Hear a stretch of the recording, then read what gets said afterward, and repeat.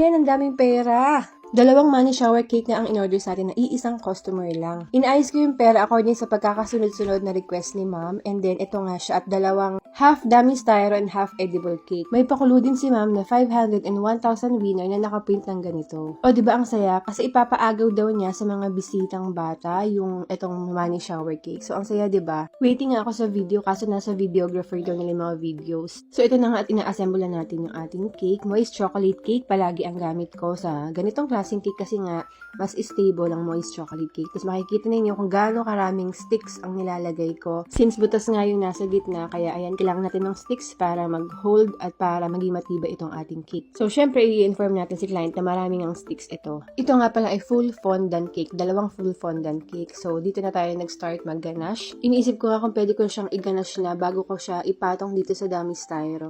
Siguro next time gagawin ko or itatry ko yung ganon. And then, dito na tayo sa exciting part ng paglalagay ng fondant. EMF ang gamit nating fondant. Actually, kagagawa ko lang ng fondant na at ginamit ko kagad siya. Tapos, ayan, sa part na yan, binubutasan ko na yung part na paglalabasan ng pera.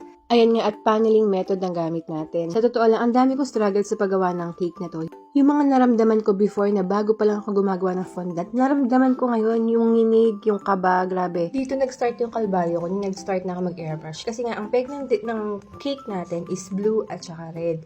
So, ang naisip ko, i-airbrush ko na lang siya pareho. Pareho tong cake na white fondant line kinover ko kasi nga, ang plano ko is i-airbrush ko nga siya. Dito na nga ako nag-start ma-stress kasi ang lumalabas na sa airbrush is buo-buo. Ayan o, buo-buo na siya na malalaki. And hindi nga siya maganda kahit natuyo na siya. Tapos, ang worst pa is nalaglag yung airbrush ko sa sahig.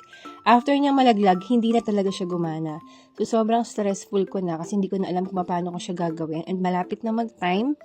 So, ayan, ginawa ko, pinaint ko na lang siya para matapos ko itong blue. Sobrang layo niya sa peg design kasi ganito yung peg design niya. So, diba, ang layo ng pagkakakulay ko dito sa peg design niya.